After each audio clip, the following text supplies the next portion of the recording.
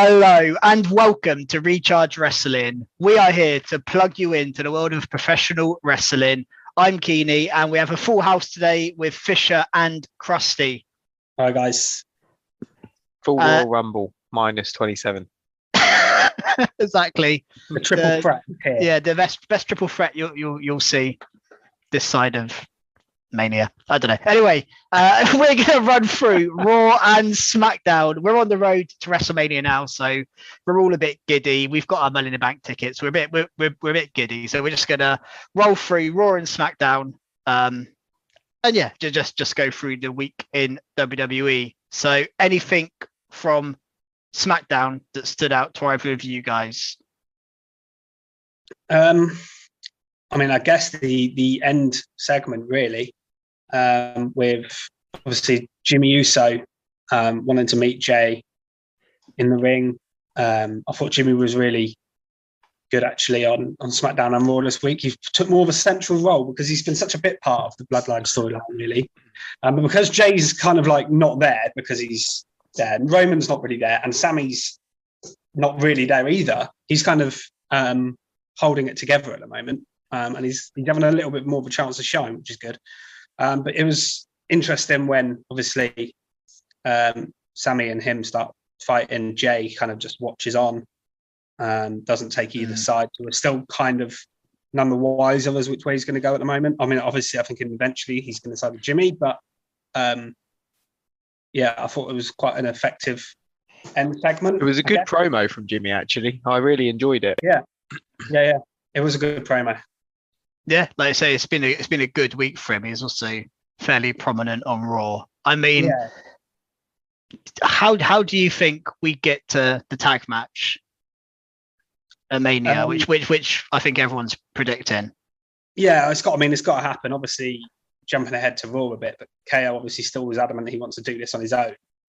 But something's going to happen that makes KO change his mind, right? I'm wondering whether the way we're going to get Jay sort of come back to Jimmy is when we get Sammy and KO almost joining forces and beating up Jimmy. I think that's what may turn Jay to defend his brother rather than Roman.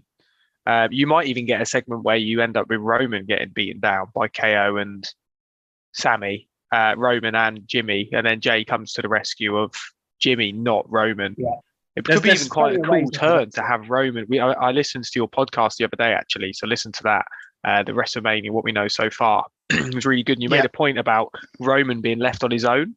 It could almost be awesome to like watch Roman watching Jimmy get beaten down, and then Jay steps in, and then Jimmy's like, "What the hell?" Or the other way around, even. You never know. Jay could be getting beat down, and then that's how they pull away from Roman. I think that's a great way to take it. So Roman's on his own, and a great way for him to be able to lose the belt.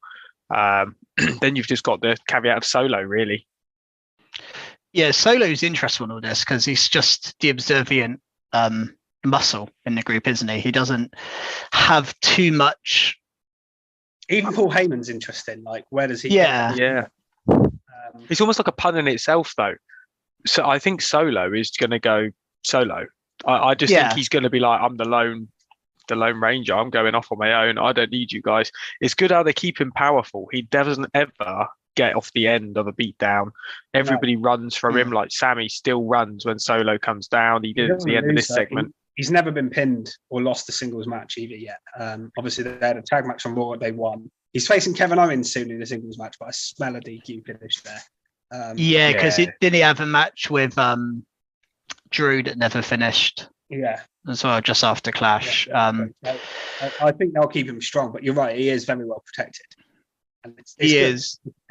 And I think what's good about all this is I don't think Mania's the end of this story either. I think it's going to be obviously Mania is going to be a huge moment in this storyline, but it feels at the moment, at least, and correct me if you think I'm wrong, that the tag feud or the tag feud we expect to happen and Roman feel a bit separate at the moment. Like Cody's doing his thing with mainly Heyman, and now him and Roman are both on SmackDown this week.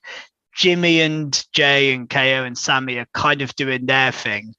And I wonder whether they'll keep it separate until Mania. And then the aftermath of Mania is the Bloodline implosion, which is triggered by Roman losing his title. And Usos losing their titles. Because if Roman hasn't got the title, there's not a lot else other than maybe face Jay. You could have an awesome match at SummerSlam. Solo versus Roman, maybe. I think that match has to happen at some point. But like the head of the table almost would be awesome, wouldn't it? Yeah. It all depends as well on the result of WrestleMania, of course. We're assuming here that Cody wins. I've seen quite a few people surely Cody will win. Roman will retain, and I have no idea personally. I think Cody should win, of course, but it's been 2 years it's now. Not 100%. I don't think that he does win, but I think he will.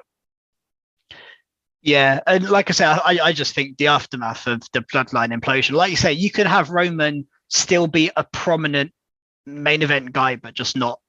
I think he'll want to take some time off anyway for a while. Yeah, it's that's the alternative for a start. Yeah. So that's one major pay-per-view, which obviously we're going to. So it'd be a bit of a shame if he's not there. But as long as we get other good stuff, it's fine. You know what I mean? We had them in the main event at Clash. We don't have to have Roman in the main event every time. It might be nice actually to see some other stuff taking, center stage at some point, because it has been Roman dominant for 2, and rightly so. But, sometimes you want to move on from it. So it depends.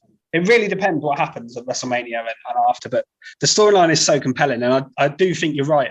It will go beyond Mania. I don't think it's all. I think the main title switches, or at least one switch, will happen at Mania. Even if Roman won, Jimmy and Jay, I think, could definitely lose, and that could still lead to the implosion of the Bloodline, and then that could later on then lead to Roman losing the title because he doesn't have Jimmy and Jay support anymore.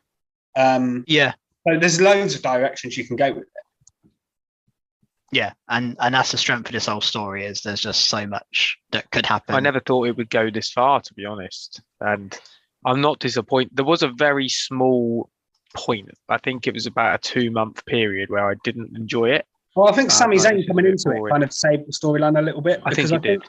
I think just them doing their thing, it was really, really, really good. But then it kind of got a bit stale with are they in, are they out, blah, blah, blah. But then Sami Zayn coming in and just being completely different gave it a whole new, Gave it at least a life for sure. Yeah, exactly. I think that made it able to drag out this long, as I think it would have been a bit rubbish by now, to be honest.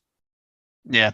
Should we move on to another, I want to say the word dragged out, but a long-term storyline that has me hooked. Probably my second most looked forward to Mania match after kind of the Roman stuff is Dom and Rey Mysterio. So we had Rey and Karrion Kross have their match on this show, and Dom confronting Rey, and just these two.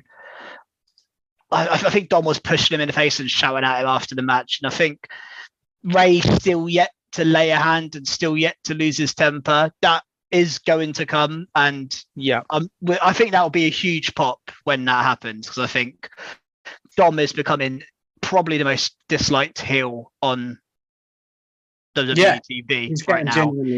He is getting some serious heat here. But what do you make of this feud? What where we are, and kind of, I guess there wasn't massive developments this week, but I guess Dom cost Rey a match. I think the biggest development really was Rey being so close to snapping. Really, we've not seen anything like that. He's been so restrained. So I think this is quite a turning point. It's a shame in a way that Karrion Kross seems to be being such a sideline story here. It's been pretty boring, and I think it's damaged him massively. It's good that he got a win over Rey, but I don't think he gets anything out of it. I really don't. No, really. Especially it wasn't clean anyway, was it? So no, and I think the whole Kross and Rey thing has felt so random. Kross never really made sense when after Rey. It just seemed a bit odd. I think, This is a random little side note, but do you think we're developing into a Karrion Kross Santos Escobar feud? Because obviously they had the respect angle with Santos Escobar. Yeah, that could be a random filler match on the Mania card, like lower down. Yeah, I was going to mention Escobar because Escobar's always been heel, really, but he's been quite a cool heel. He's always been cool, Escobar, in NXT, and he appears to be on Ray's side. I don't know if this is a red herring and he's actually going to turn on Ray or whatever, but that could be a really interesting link up that I actually would never thought I'd see a link up of Escobar and Ray, but Escobar seems to be on Ray's side and all about respect and stuff. It's just an interesting, it's just an interesting side note. The story that, could be a side. Maybe he could help Ray at Mania, against Dom. He could be in his corner because Dom will obviously probably have Judgment Day there, so he might even the odds against Damien Priest or something. There's plenty of things they can do, but it's interesting. But yeah, Dominic was quite prominent on this show as well, wasn't he? And talking of leaning into another WrestleMania feud, we had him interrupting Charlotte Flair as well. Yeah, I'm not as keen on this personally. I think Rhea is strong enough to not have Dominic involved in her title feud. Personally, this is essentially the world title of the women's match, and you've got kind of a comedy character in Dom, but he's just. I just don't think he should have got involved in this. Personally, I don't know what you guys think. I just wasn't too keen on him getting involved. Purely on the fact of obviously, it's the same with the Heyman and Cody stuff. Like Cody and Roman haven't really come face to face, and they're finding ways of doing it without doing them two just doing the same promo every week. So I get it from that point of view, and I did quite like the fact that Charlotte got the opportunity to bring up Andrade in this as well. I liked that, and I wonder whether that means he may be joining WWE in the near future. I'd be up for an Andrade Dom feud. Yeah, I wouldn't be overly shocked if that happened. I don't know what his contract status is with AEW. But I know it's not going well. I don't know about the contract status, but the actual run it has been absolutely terrible. It's not been great. Awful, and he's not done anything in a long time. I think he's turned down work from them. Yeah, because his faction's kind of moved on without him, hasn't it? It has. And he wasn't wrestling, which is crazy to not have such a talent wrestling.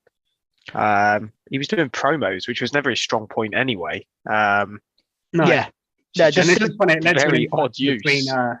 This led to an interaction between Buddy Matthews and Andrade online, because obviously two AEW people talking about a WWE feud.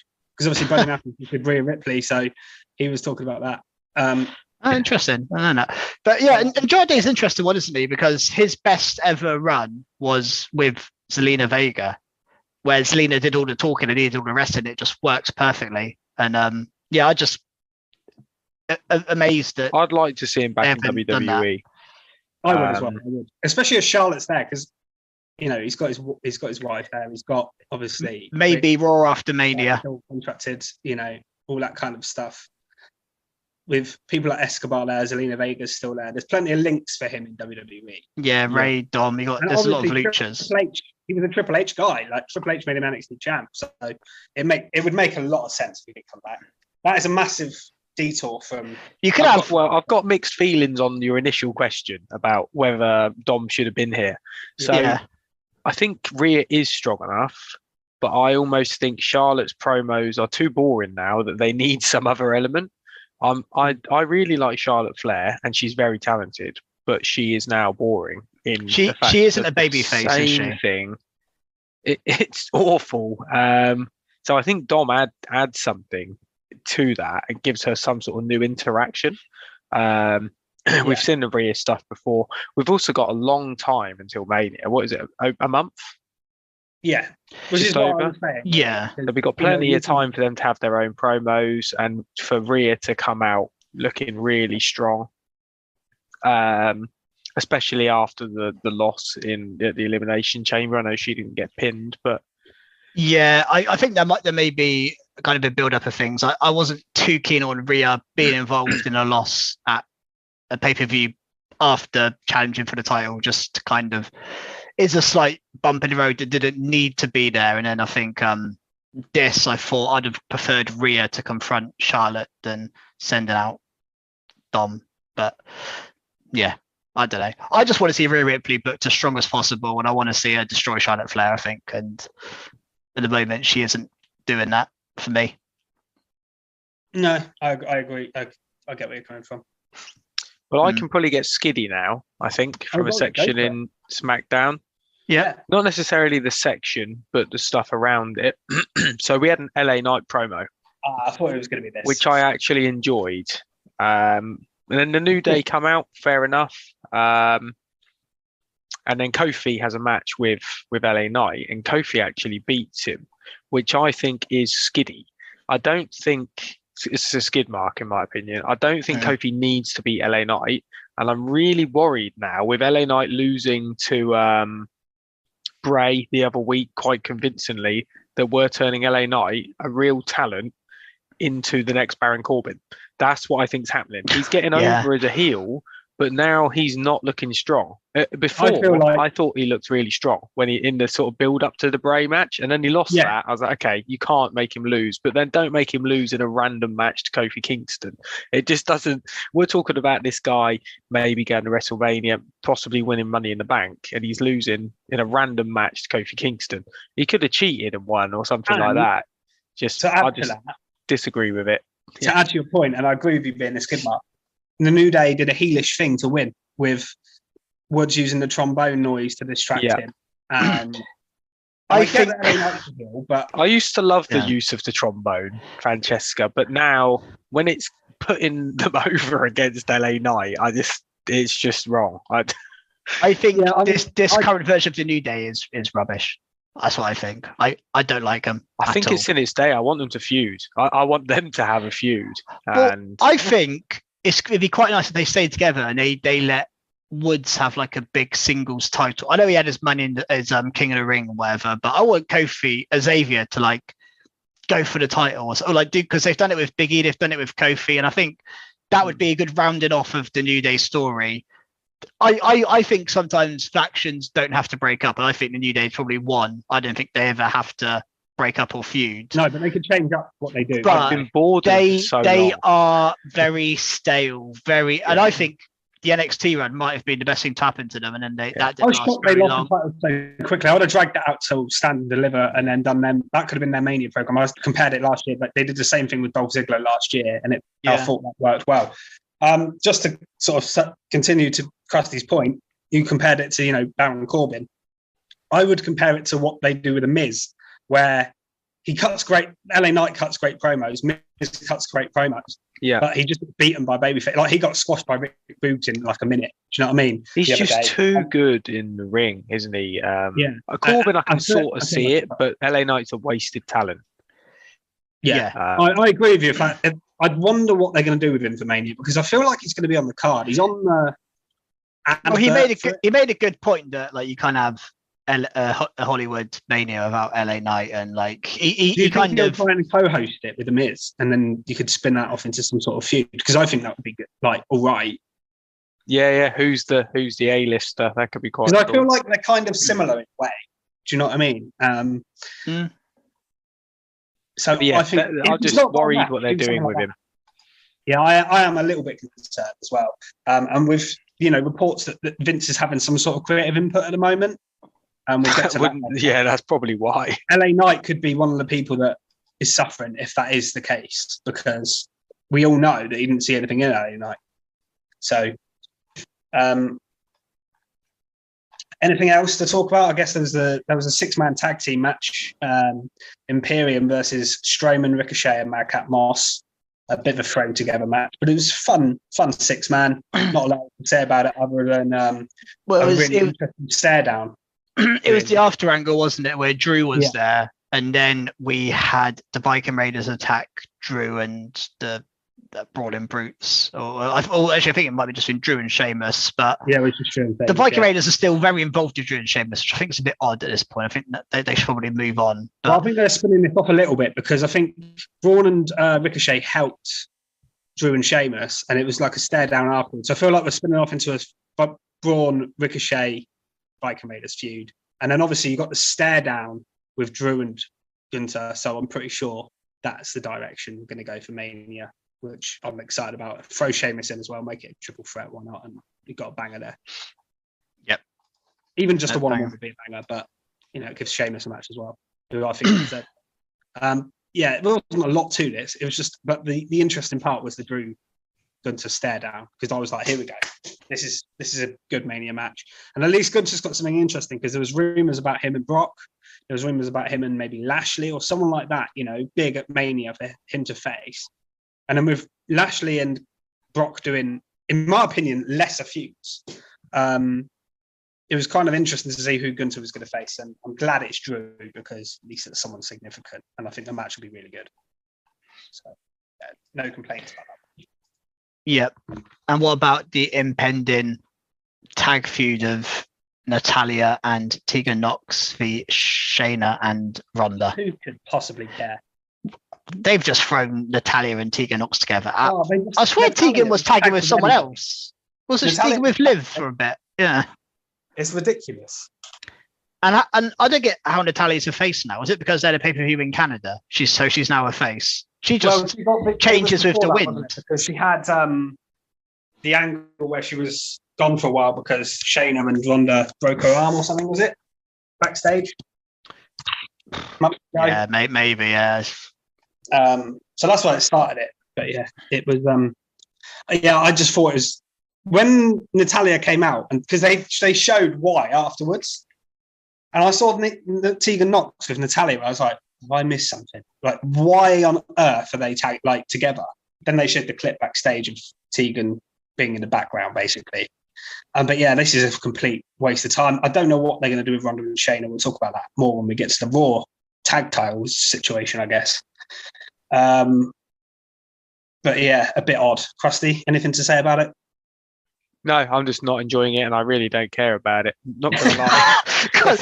don't hold back. I mean, it's just the only thing I could really see being interesting here is if that team of Ronda and Shayna is thrown into a triple threat with what we'll probably talk about on Raw. One thing Lita, Becky, and probably Damage Control. I think that will be good and interesting. A feud. I mean, Tegan Nox, I rate her, but her return has been poor. And Natalya, she's a workhorse. She's brilliant, but sort of what she does, but she's not interesting. She not at all. She doesn't have a character. And putting these into a tag team just doesn't. I mean, Tegan Nox, has she cut any promo? Even backstage or anything? They have no build. Her return has been about as flat as humanly possible. Yeah, I think it's been along with Emma. But at least Emma's got a thing with Madcap, I guess, or something there. But yeah, it's been really flat. And one thing that did pop me here, the only thing I cared about, I've just remembered it, and it was funny, was actually a line from Ronda. Was it Ronda's Skittle line? Yeah, she was I like, wrote this down Skittles. as well. You're going to taste the rainbow next week. I laughed. Yeah, that was good. I liked that. That was good. I don't know why it was. No, I'd agreed. That was great. Yeah, for Ronda, that was a good line. She probably didn't write it herself. And Shayna was like, her name's Tegan Nox, and she was like, "Oi, Skittles! You're going to taste the rainbow next week." I didn't actually like her being like, "What's her name?" Because why would Ronda know Tegan Nox's name? I actually quite liked Ronda here, which is weird. That's how Ronda should be unprofessional and like that. I think that suits so well. The baddest woman, man. That's what she should be. Yeah, she should. Whatever her line is. Raw is War. I guess so, because the only other thing we had on this was a Bray Wyatt thing, but that kind of happened again on Raw anyway, so we can talk about it. He had this weird. You might as well go straight into that then, Fisher.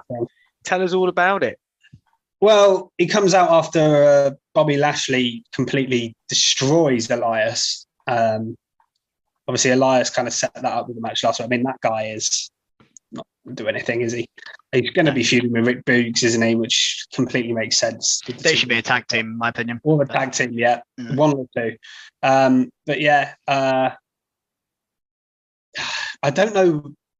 Bray Wyatt and Bobby Lashley is not a feud I thought I would see, because they're just, I don't know. Bobby being in this kind of weird Bray Wyatt world, I'm not sure works. Yeah, I'm not keen on this yet. I'm still a bit confused with just Bray Wyatt full stop, let alone this feud. I just don't quite get what the hell they're trying to do with him. Because sometimes Uncle Howdy's involved, and then sometimes we haven't seen Alexa Bliss in weeks either. What's going on? I know it's just a weird, a very like weird mess, thing, doesn't it? It is a mess. That doesn't seem to be. Just it doesn't feel exciting direction. Like the Bloodline and things like that, where they add new elements and it's like, what's going to happen? It is literally, we don't have a clue. This is confusing. It's a logical storyline. There's no logic to who's who, what's going on. Why would Bray randomly say the winner of Lashley and Brock on a different brand to him? He's had literally no history with either of them. It's just completely random. And I mean, essentially, it's just they've got two big stars, don't know what to do with them at Mania, throw them together. That's why they're doing it. And that's such a wrong thing to do. What's stupid about that? What's stupid about that is you said they didn't know what to do with him. Yeah, they literally had the Bobby Brock story right there to finish, but they decided to do a stupid finish at the Rumble or Elimination Chamber, and then not capitalize. Why do they do that match? Why don't they just do that at Mania? It doesn't make any sense to me. And then do something else with Bray. You could, I'm sure there's something you can do with Bray. Well, you could. You don't have to have Omos doing anything.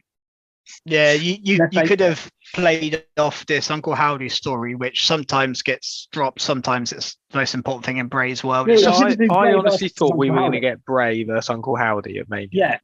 Yeah. That's what I would have done that. I would have dragged the Bobby Brock thing out to Mania, do like a last man standing match or something like that, something cool to end the feud, and then do some weird spooky stuff with Bray and Uncle Howdy. I can only think Uncle Howdy may get involved here to negatively impact Bray, to cause him to lose at Mania to Lashley, because you don't want Lashley to lose, surely.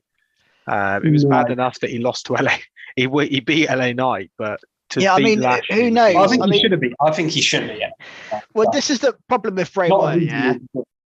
Bray Wyatt, the build-up and the clues to the build-up of him returning were very interesting and cool, and we had us on tenterhooks for a few months. It was, and it was really cool debut entrance, really good. But I think his return has been messy from start to now, and he's wrestled once when did he return? Like 4 months ago, 5 months ago. I feel like he's been back for a little while now. Rules, wasn't it? It was Extreme Rules. Yeah, that was a long time ago. He's had one wrestling match since then. Yeah. It's not enough. It's not. You need to see more from him. He was like, I think their initial, and whether plans have changed, whether this was their plan all along, when he come back, he was being real himself. He was kind of saying, finally being myself. And then he's gone back to Muscle Man Dance and creepy Bray and Funhouse Bray, and it's just a mess. The only thing we haven't seen yet is the Fiend, and maybe we'll see that at Mania. I don't know, but it's all a bit messy. I don't really get it at the moment, and I love Bray Wyatt, but I'm not understanding what's going on. And on this feud, I just don't think Bobby Lashley's the right character for this kind of feud either. I just don't think he fits it. Bobby Lashley fits, fights like it's a proper just wrestling match, two big men going at each other or whatever for a title. That's the kind of in the same way Brock Lesnar does. I feel like you've set up a segue. Yeah, and I saw a report today that Brock Lesnar turned down a match with Bray, so that's probably. I'm not surprised. Yeah, why this Brock would make even less sense. By that promo that happened after Muscle Man, what was it? the Muscle Man dance thing. Yeah, do the Muscle Man dance. So I'm not surprised Brock don't want to be involved with that. Yeah.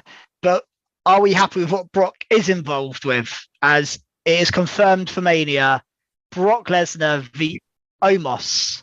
I think it's going to be a spectacle, isn't it? If Brock can throw Omos around, and you might have the odd fun spot where he goes to and can't, and then Omos lobs him about, which could be quite cool because that's so rare to have someone, because he should be able to pick him up quite easily and throw Brock's going to look small compared to Omos, which is something it is interesting in some ways, but it just feels below Brock Lesnar's level. It does feel like a waste of Brock, which we said the other day on our pod. But I do think if this match is kept short, it needs to be short. Kept under, like, literally do 3 minutes of maybe Omos starts and it looks like he's going to beat Brock, but then Brock just launches him and gets him up and does the F5 and maybe does a couple more. The crowd will be into that when it happens. I know the idea of it sounds crap and a bit of a waste of Brock, but I think the crowd will pop for him F5 and Omos. They pop for F5s on anybody, but a 7-foot man, whatever he is. I'll be interested to see how impressive it looks, though, because that is going to be hard, even for Brock.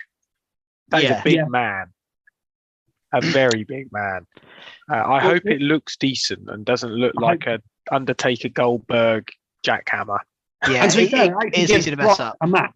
What I do like about this, it gives Brock a match to win where people actually want him to win. You know what I mean? Because before, normally he's always in the title picture, and if he wins, it's Brock, here we go again. And he's lost a fair bit recently. Obviously lost technically to Lashley. He can't really beat Lashley, can he? So him to win over Omos is fine. It's not doing a lot for. It's not going to do any great for Brock, and it's certainly not going to do much for Lashley. But I don't think it does any harm to either of them either. It's just kind of there, isn't it? What did you actually make of the setup so far? Because I thought MVP tried to sell the match quite well, actually. Yeah, I liked this promo. Yeah. Yeah, I thought this was really good. I think MVP is a very, very good hype man. That was an awesome promo, actually, by MVP. Yeah, really good. I thought Brock was quite fun here as well, kind of coming down, and you knew he's going to F5 him, and yeah, it's just fun, really enjoyable. I love this side of Brock. We've seen more, obviously, since parting from Heyman. It just shows that Brock can cut promos. Brock can be entertaining without a mouthpiece, which I think we all doubted for a few years. And yeah, it's just good, nice. I'd like to say, as long as the match is short, snappy, and is what it needs to be, then I guess this will be fine. But yeah, I guess it's not Brock v Bobby, which it probably should be. As long as it goes short, because if you're taking up this amount, if you're doing this match and you drag it on for 20 minutes, and other people that aren't on the card that you want to see, then I think it's a terrible decision. But if it goes 2 minutes and it doesn't, you can have an extra match on the card because this is only going to be a 2-minute thing, then that's fine. And Brock, I mean, to be fair to Brock, he's not exactly a workhorse, is he? If this opens the show, he comes out, does a couple of F5s and then gets paid and goes home, he's not going to complain. People are saying it's a waste of Brock, but I'm sure Brock won't really care. Oh yeah, Brock won't care, I'm sure. Like, if that's what he gets to do and it pops the crowd, I don't think it's that bad. And talking about other things for Mania that, I think is a sort of... This one, I think, is a good use of a person for Mania. The Miz is going to be hosting the show. I called it on the podcast last week. You did? Yeah, good shout. Makes complete sense. It makes so much sense. And I actually think this is the perfect role and the perfect time for Miz to do it. Because he hasn't got an obvious feud. In the ring, he's done everything, right? He's headlined WrestleMania. He's been in tag feuds. He's been in celebrity matches. He's done everything there is to do. So him just hosting it and someone coming out and beating him up or something is perfect. In LA thingy as well. So Hollywood. I mean, yeah. Sorry. Obviously, that being his gimmick, it all makes total sense, and I think that's a very smart decision. And in the meantime, he's playing this kind of role in the Seth Logan Paul feud. I mean, Krusty, what did you make of this? As Seth's biggest fan, the whole Seth stomping the Miz and stealing his phone to cool Logan Paul. I actually enjoyed this. It felt kind of real in a way. I know it had the jokey thing where he like put the phone up to the Miz's face to unlock his phone, which I found quite funny. But it felt quite real because Logan Paul answered it as if he didn't expect it and he didn't know he was calling, which was he was like stop calling me Miz or something. Yeah, that was good. And I like the way that Seth gave a dig at Jake Paul losing his fight to Tommy Fury the other day, sort of adding some realism into it. I knew it was so obvious, but it still was good. Yeah. But yeah, I liked this. It's good. It's good way of building it without him being there. Which is good. And I wonder if we're going to get him next week because he's invited him to see him, hasn't he? So he's definitely going to be there next week, I think. And as you guys said last week on your WrestleMania podcast, this match is going to be an absolute cracker because Seth is just one of the best in ring in WWE, if not probably the best. As is Logan Paul is just incredible. For somehow he is incredible and incredibly athletic. So I think this is just going to be so. There's going to be some mad spots in this match. It's going to be so well orchestrated, isn't it? Insane stomp, probably. We're going to see a buckshot lariat, all this stuff. Probably. Yeah, it is hilarious to me that his buckshot lariat is better than Hangman Page's, and some people would be fuming, but it is. It is, yeah. I mean, even his stomp was like rivaling Seth's in the chamber, and his Shane O'Mac dive was also probably better than Shane O's. Basically, Logan Paul turning into an in-ring goat. Yeah, and it was matching Ricochet for athleticism in the Rumble as well. Like that was incredible. He's got it all, hasn't he? Logan Paul is genuinely he has. I don't like to admit it, but he has. I'm so excited for this match. This is up there for me. It was still the show. It's gonna be so good, and it has no real moment. It's got no real momentum to go anywhere, but it's good that Seth has something interesting to do that is not him losing another title. Yeah, and I think sometimes that like in the last few months we've kind of thought Seth is turning face, and I think this is like confirmation now. Seth Rollins is a face because he's up against Logan Paul, who is a big heel, and he's taking out the Miz every week, and Seth is a proper face. I like the way he's keeping hold of it. Yeah, his character hasn't changed. Aggressive, psychotic. Yeah, his character's still obnoxious, over the top, flamboyant, all this stuff. But he is now like the crowd love him. And I think maybe his song has helped because that seems to be what started. So important, and that's what's pissed me off about recent changes, like Johnny Gargano in particular. I actually didn't mind his entrance music this week. Quite liked it. It's not rebel. It's not. People pop for the music. I just use an example. There's plenty of others, but Seth's one they got right, which is great. And Roman's one. There's a few that have been good, but a lot of them recently have really been a problem. Well, let's move on to Johnny. Pardon? Oh, I was. All right, no, go talk about Johnny first. Yeah, because he had a match with Otis here, got the win. Otis coming out with maximum male models, so that story enhances. And quite interested that we had maximum male models could try and interfere in the match, and then Loomis from the crowd taken out. I haven't seen Loomis in a little bit. I wonder what they do. Trying to steal Marseille, wasn't he? I mean, I know we've speculated a bit, Fisher, but I mean, Krusty, do you have any idea where this Otis maximum male model thing is heading? Is he joining male models? I think he will join. I think it's going to give them some comedy element, which is actually quite funny. I think they were really struggling. I'm impressed the fact that they've actually decided to keep hold of this gimmick. I thought they would have dropped it, but I think this is a real good way. I like the Otis thing. And I think you guys mentioned the other day that you think this may end up in a bit of a feud between Gable and Otis, which could be cool. And because I do want what you said about, I want Gable to have a singles push. I want him to get like a US title run or something like that. I think it could be really cool.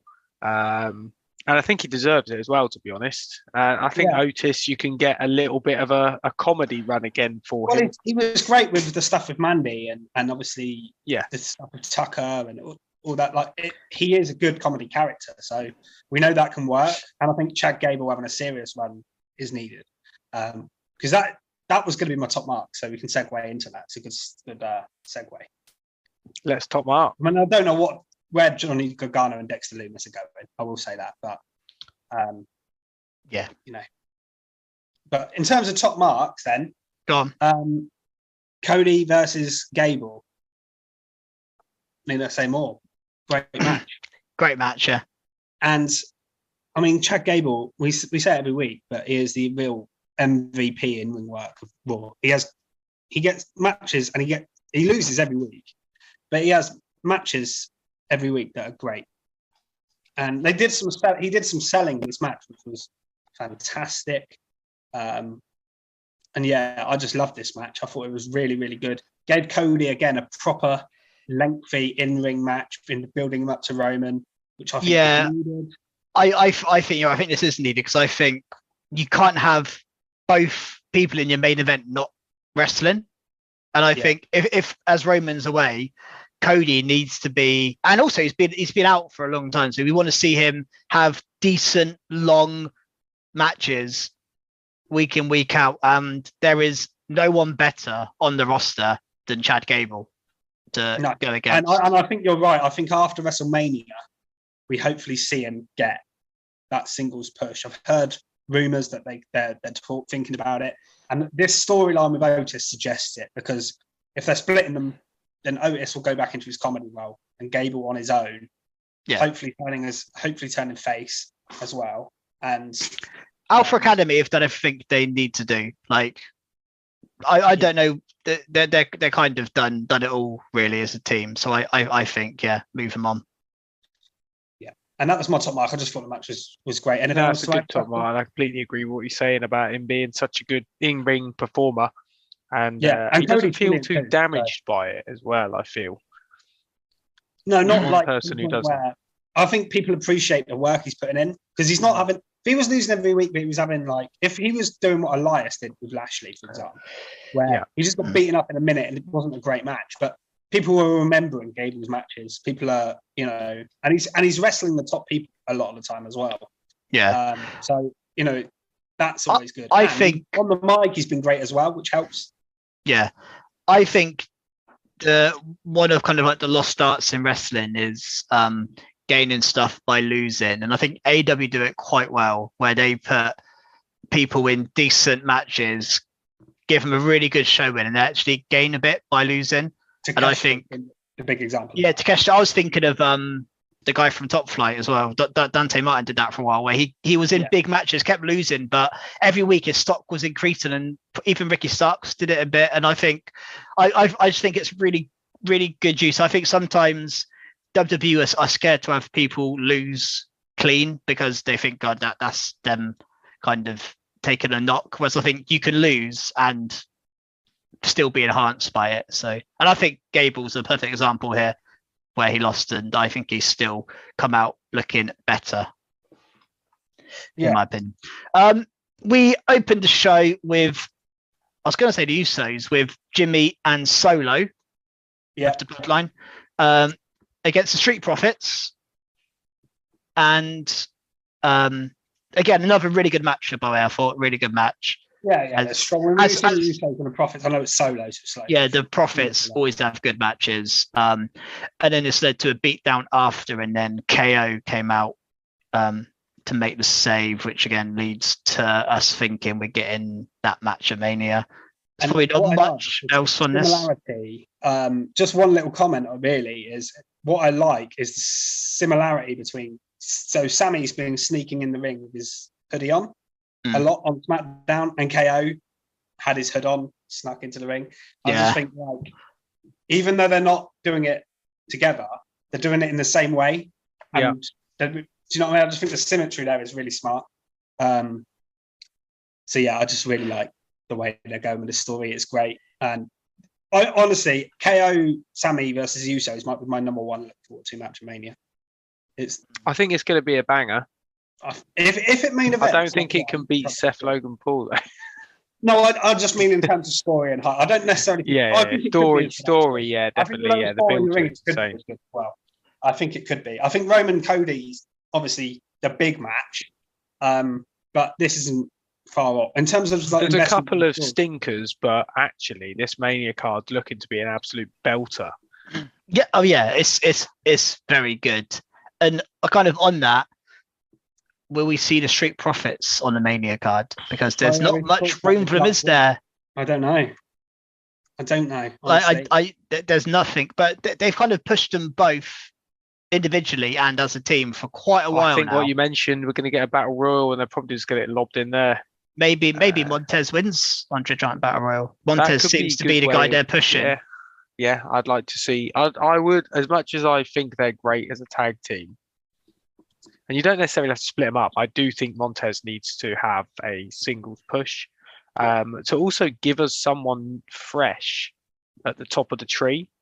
If you sort of mention everybody who could potentially face Cody or Roman, whoever retains or wins, whatever, there's no one you'd go, oh yeah, they're fresh. I think there's a couple, but there's not enough. But who would be ready to be pushed? I would say I wouldn't put Gargano anywhere near it. No, I wasn't going to say Gargano. I was going to say obviously Gunther, when he was obviously in the Continental title to the main event, would be a no-brainer. Yeah.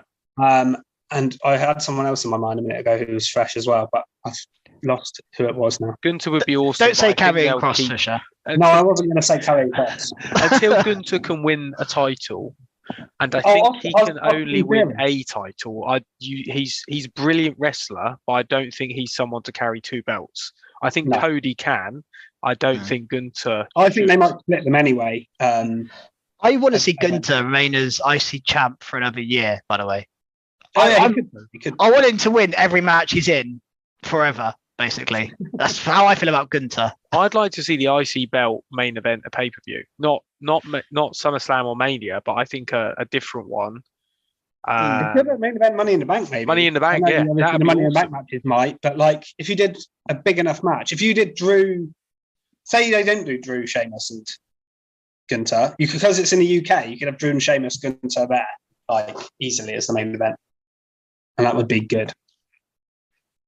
Be blimming good. But I'm sure we're going to see Cody, if he's champ, main event in the next few pay-per-views as champ.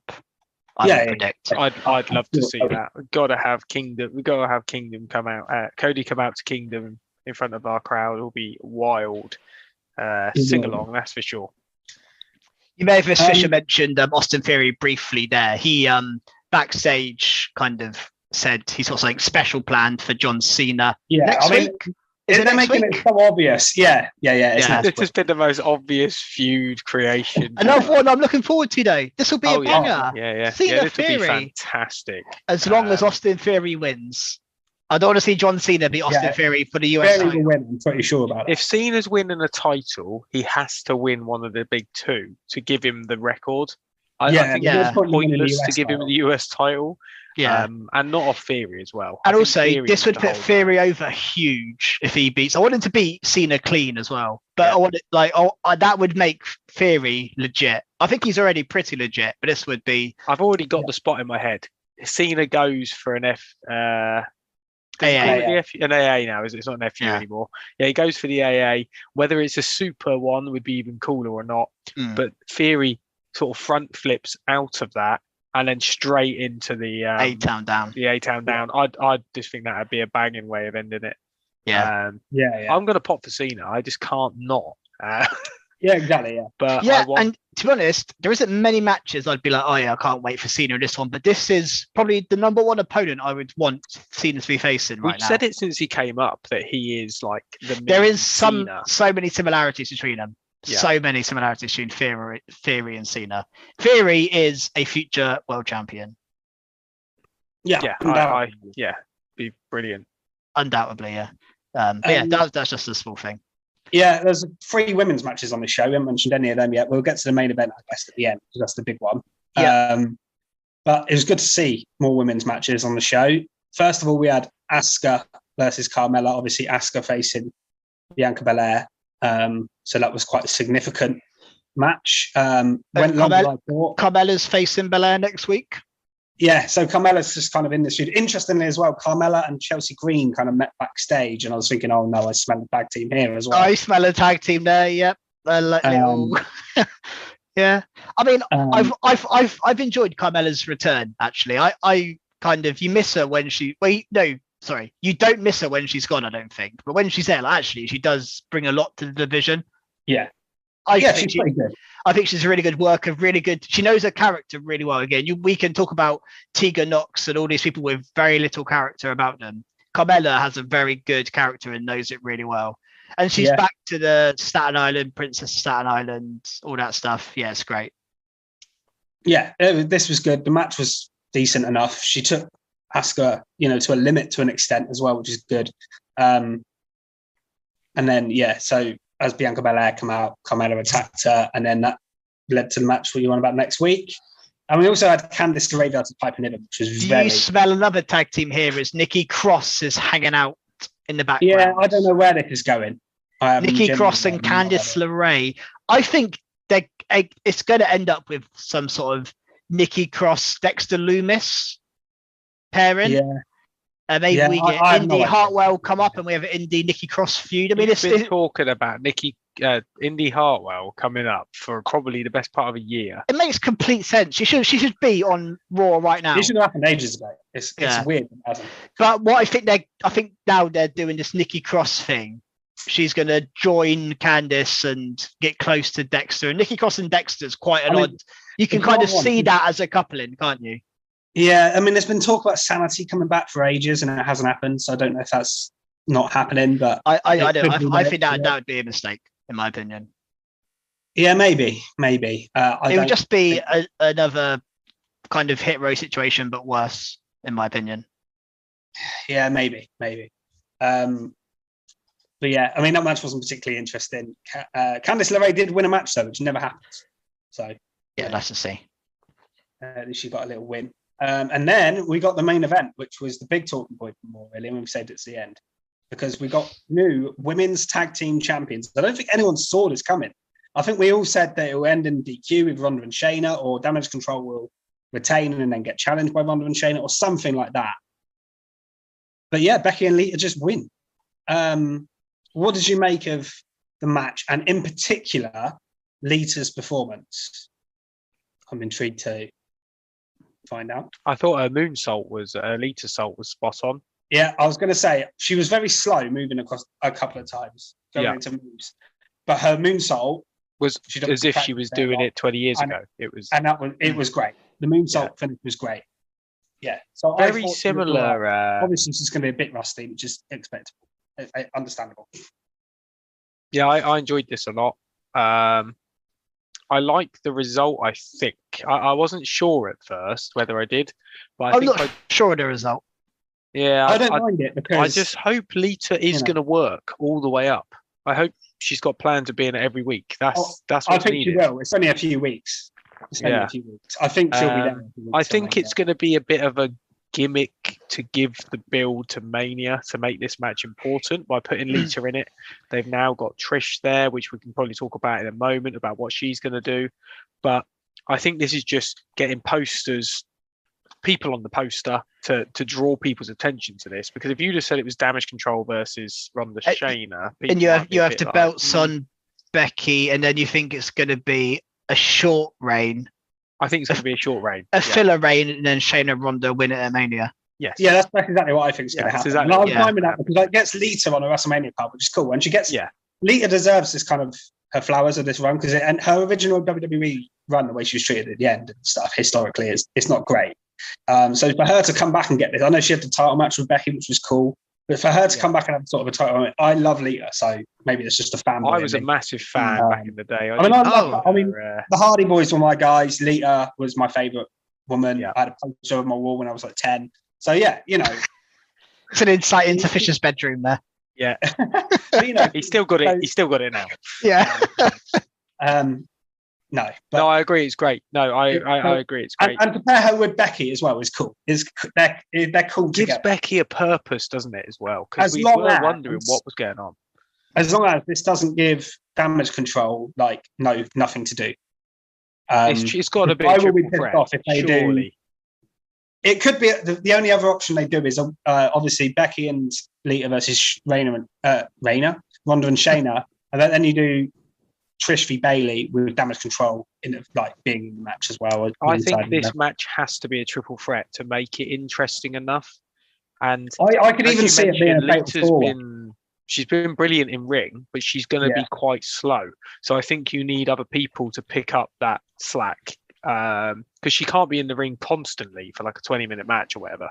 She's going to need a break. So put Damage Control. I can see them adding more women into this. It wouldn't surprise me if you got a fatal four-way tag match. Going to stick Natty and. No, I was going to say Raquel. I was going to say Raquel and Liv or something because they're not. I actually think if they're adding a fourth team, I think it could be that new Chelsea Green Carmella team. Because Chelsea Green's been quite prominent. I suppose Carmella being quite prominent on TV in the build up to Mania. Could be quite good. Yeah, we haven't seen Liv or Raquel for a few weeks. I don't think they'll have Chelsea wrestling Mania. I think you'll get a skip with Adam Pearce where she's. I just think she might wear down Adam Pearce so much. He's like, fine, wrestle at Mania for the title. She could get in the match at that second, but just get annihilated instantly. Yeah. I can see them adding more women in, but to be honest, with the history of Ronda and Becky, them doing that tag match isn't the worst thing ever, even if it was just 2-on-2. But the only trouble is, Io and Dakota don't deserve to be off the card. No, I think they should be on the card. And I was going to say, I'm really impressed with their wrestling. When they're in the ring, Dakota and Io Sky are amazing. And we've always raved about Io Sky, but I think Dakota Kai is awesome in ring. I really do think and her mannerisms, the way she reacts to things as well. One of my really favourite performers, actually, women's performers, I'd say Dakota Kai is right really up there good for me. Really like her. Yeah, I really like both of them as well. And like I said, I hope they're on the card. What do we make of the Trish thing then? Because obviously she was rumoured to come out. She was in Canada, backstage at the show, and they said they didn't bring her out because plans changed. It has to be Trish v Bailey. Yeah, Bailey something to do. I am really happy for them to have a women's match on the card that's not for a title. I think that's a step. They've not done that before. I don't think it's other than like a mixed tag or something. I also think Bailey could do with being put over. I think she's been made to look quite weak. Bailey should beat Trish really now. Yeah. When was the last match Bailey won? She's probably won a random match on War. I can't remember. She did beat Becky in one of the matches. The thing is, I can't remember that. Which it was ages ago, and it was due to Damage Control helping her. Obviously. So I think she needs a clean-ish win to reinstate. I can see them doing that match for sure, and I that would be a cool match. Again, Trish, someone we all loved as a kid, watched for years and years, hasn't women legends don't seem to come back and get the credit the men legends do. So it's nice to see them do that because men legends sometimes come back and have a WrestleMania match, quite often, or their career lasts a lot longer generally. And they never, stop. People like Sting, Chris Jericho, well into, Dustin Rhodes is well old. Do you know what I mean? But women, he's still got it, Fish. He's still got it. What, Dustin? Oh, I know. He's still good. But, it's nice to see the women legends getting, showcased more. See, I've got no problem with that. So, obviously, if you're one of the younger talent in the backstage, you might be a bit pissed off, especially if Damage Control aren't on the card. I think they have every right to be annoyed. But I'm not too concerned about them because I know Triple H loves them. So, I'm sure they should be okay.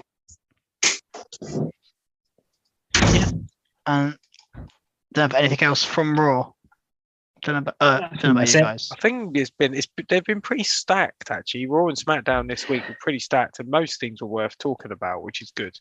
And in this time next week, we'll be discussing Roman and Cody, probably the first face to face, and John Cena, Austin Theory. So some banging promos. And the thing is, what we said with a lot of the stuff is there's still time, and we haven't seen much of Bianca and Asuka face to face. We haven't seen much of Rhea Charlotte face to face, Roman Cody face to face. The tag title feud still not set. The women's tag title picture still up blurry. There's still a lot of stuff we haven't yet they're slow building a lot going. At some point it's all going to kick off, and I think the only one that'll be fast build is Cena and Theory, because Cena's not going to be there every week.